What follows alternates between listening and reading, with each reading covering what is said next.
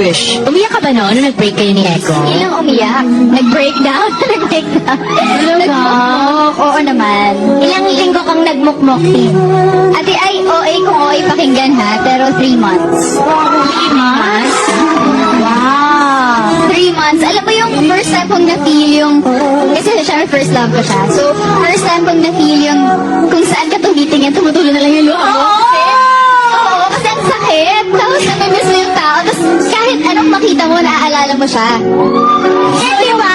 Yung parang feeling mo, yung pag nakahiga kang ganyan, niluluga ka na kasi lahat ng luha mo pupunta sa tenga mo. Ay, ganon. Ito naman siya. Di ba? Totoo yun? Hindi, pero Tin, nung time na namimiss mo siya, tinis mo ba talaga na huwag siyang i-text at huwag siyang tawagan? Or hindi mo pa pigilan, tinitext mo pa rin?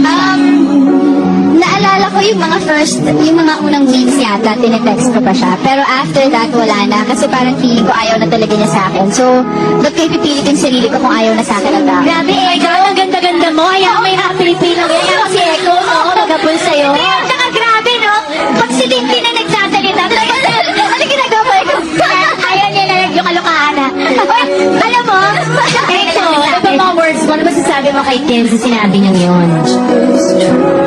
Totoo, ha?